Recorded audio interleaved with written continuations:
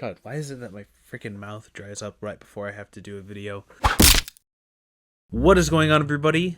This is Owen here. So in my last video, I mentioned that I used to do movie reviews. I started doing them when I was in high school, and I made them for this weekly show that I used to work on. Later down the line, though, I started doing them for YouTube, which is actually why this channel exists in the first place. And one of the very first movies that I did a review for was the first live-action Resident Evil movie. Now, I am a very big fan of the Resident Evil games.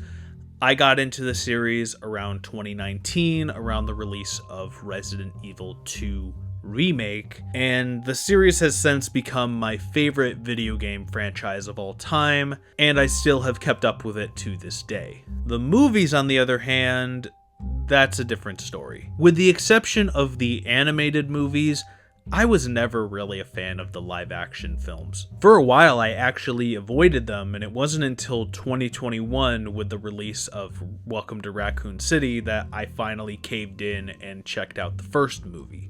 And I remember the very first time I watched this movie, I hated it. I just hated everything about it and considered it to be the worst movie I had ever seen. I gave the film a second chance later down the line, which is actually when I made the first review, and while my opinion did change during my second watch, I was still very negative towards the film. There were a number of issues that I brought up in my original review, but the main issue I had with it was that it just didn't really feel like Resident Evil. However, since then, I've rewatched this movie a few more times, and I've actually warmed up to it quite a bit and find it to be pretty enjoyable. In this video, I want to look back at my initial review and address a number of the issues I had with it, and pretty much just give this movie a much needed reevaluation. I figured this would be a perfect time with the new live action movie on the way by Zach Cregger, and of course with the release of Resident Evil Requiem. I actually tried to make this video closer to the release of Requiem, but I got lazy. Anyways, without further ado, let's jump right into this video. So I actually learned a little bit of interesting history about this movie in the time since I made my original review. Constantine Films bought the rights to adapt Resident Evil back in early '97, just barely a year after the game was released. Alan B. McElroy was originally hired to write the screenplay. His script appeared to be very similar to the plot of the first game, which had our main character sent into the mansion to rescue a group of scientists, only to be trapped inside to be experimented on. This script, however, would be rejected, and in 1998, George A. Romero would be brought in after directing a commercial for the Japanese release of Resident Evil 2. Yeah, you heard me. George A. Romero, the guy who pretty much made the modern day zombie with Night of the Living Dead, Dawn of the Dead, and Day of the Dead. Just like McElroy, Romero's script was originally very similar to the first game. This time around, Chris and Jill were written to be in a romantic relationship, and it would have had an appearance by Ada Wong. Unfortunately, this script was also rejected as well. However, a documentary did come out about a year ago that does dive into his original screenplay and why the film was never made. Eventually, the film would fall into the hands of Paul W.S. Anderson, who had found success a few years prior with his live-action take on Mortal Kombat. His screenplay would eventually become the basis of the first movie, which follows a group of commandos working for the Umbrella Corporation sent into an underground laboratory known as the Hive. Their mission is to shut down the lab's advanced AI system known as the Red Queen after it had gone rogue and killed everyone inside. They soon realized the lab had become contaminated with the deadly T-virus. Now the team must escape the undead before getting sealed inside within 3 hours. Now, if you're familiar with the games, you will know that this premise is very different from any of the ones seen in the games. Unlike McElroy and Romero's scripts, which were more or less adaptations of RE1, Anderson opted for an original story loosely based on the games. At one point, the movie was going to be a prequel, which is part of the reason why none of the characters from the games are in this first movie. It even had the subtitle Ground Zero. However, this was later removed due to September 11th. The connection to the games was also shot down, as Paul stated that underperforming movie tie-ins are too common and Resident Evil of all games deserved a good celluloid representation. Now, in my original review, there were a number of issues that I brought up, and I'd like to go through them one by one. One of the first issues I brought up had to do with the movie's soundtrack. The Resident Evil franchise has some of the best soundtracks in all of video games. It really helps set the mood, telling you whether or not you should be alert or if you should feel safe. That same feeling isn't really present in the soundtrack for the movie. For the most part, the music in the film just sounds like generic rock music for an action movie, rather than the more unsettling but calm music in the games. Now, I will admit, this is a fairly biased take.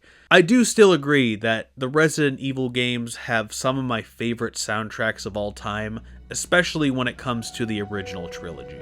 It's just so atmospheric, and it really elevates the tone while playing, which really helps when the game looks like this 90% of the time. And while I do still prefer the game's soundtrack, the movie's isn't that bad. The movie is meant to be much more action-oriented, so I understand why they would go for a different style of music. And on rewatch, I did notice that there were a few tracks that were very reminiscent of the original games, such as the opening scene with Alice in the mansion.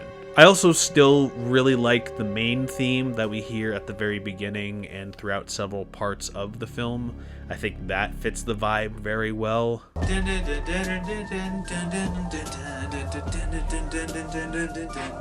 Moving forward, the second issue that I brought up in my original review has to do with the characters. Along with the music, the characters in this movie are kind of a downgrade. All of them are either super bland and forgettable, or just straight up unlikable. Now, I'll admit, I'm pretty 50-50 on this one. I think most of the characters are fine, but there are a few that are fairly underdeveloped. One in particular that I sort of bring up in my original review is the character Spence, who is supposed to be the main villain, as it's revealed that he is the one that caused the outbreak to begin with. It's just such a lame reveal, as he doesn't really do that much throughout the whole film. In fact, the first time I watched this movie, I didn't even know his name was Spence until the very end. I mean, there is a bit of a setup in the beginning when they find him on the train, but that's kind of about it. One character that does stand out, however, is Shade, played by Colin Salmon. I really like this character. Like, he legit feels like someone out of the original games. He reminds me a lot of Albert Wesker in a way, with this sort of monotone voice and overall delivery. Like, I really enjoyed this character. It is unfortunate that he does die fairly early on, but at least his character has one of, if not the most iconic death in the film series. I also think that Alice, played by Milla Jovovich, is a decent protagonist. I do like the mystery element with her character, where she progressively remembers what happened before the outbreak occurred. Everyone else is okay, I guess, though I will say I wasn't a big fan of Rain, who is played by Michelle Rodriguez. I always just felt her character overreacted a lot, but on rewatch, they're not so bad. I am happy to know that Michelle was a very big fan of the games and was very excited to be in the movie. The same could also be said about Milla, though I did just find out she almost quit the film after Michelle was casted, thinking her character would get sidelined. This was mainly due to the fact that Michelle had become a very big actor at the time due to her work in Girl Fight, and then later The Fast and the Furious, which came out a month after filming. This obviously wasn't the case, as Milla would continue to play Alice up until 2017.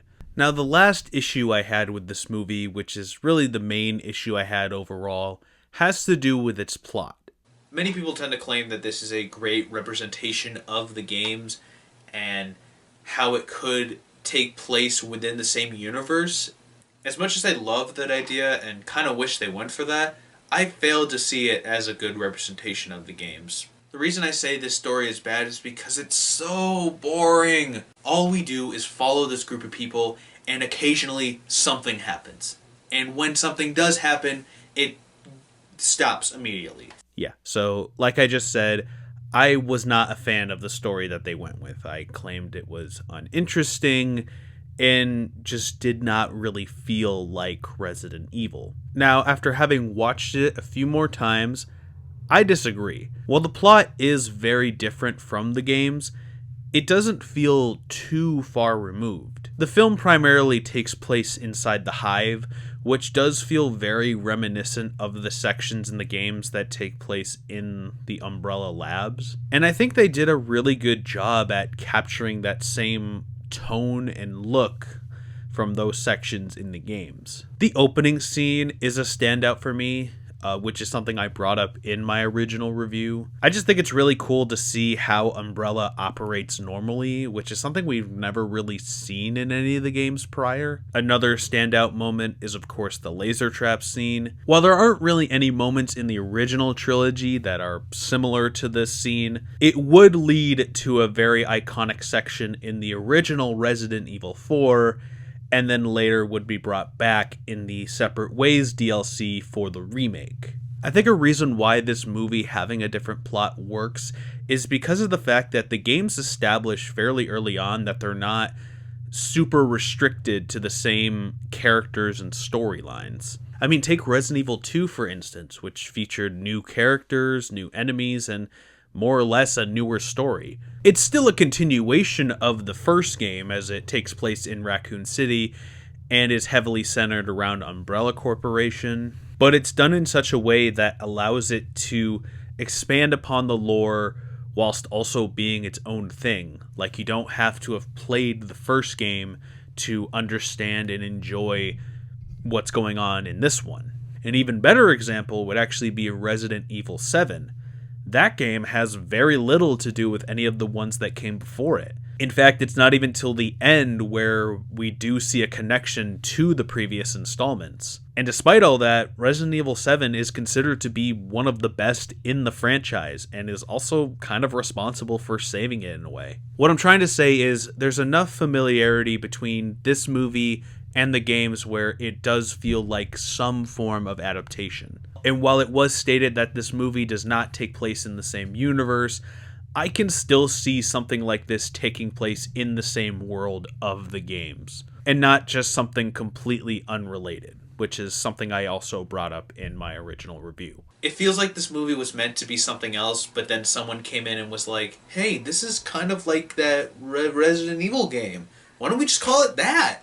Oddly enough, though, while I don't have this same opinion anymore, I wasn't exactly far off from the truth. Apparently, Anderson originally wrote the script under the title Undead, which he described as a ripoff of the games, and said if the studio liked it, he would sell it as a Resident Evil film, otherwise he would bring it somewhere else and make it unrelated to the games. So in a way, I was kind of right. 1 point to me, I guess. Anyways, to wrap this up, this movie is nowhere near as bad as I claimed it was in my original review.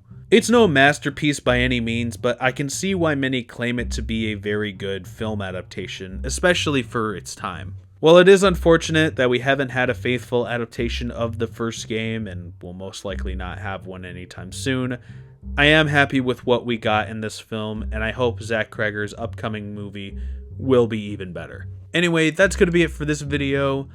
This was a lot of fun. I've wanted to do this for quite a while, and I'm glad to have finally done it.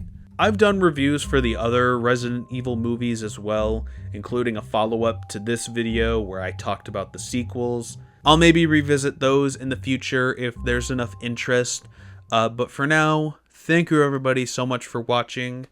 If you're watching this on YouTube, feel free to leave suggestions in the comments below, and don't forget to subscribe. Thank you everybody so much for watching, and I will see you all later.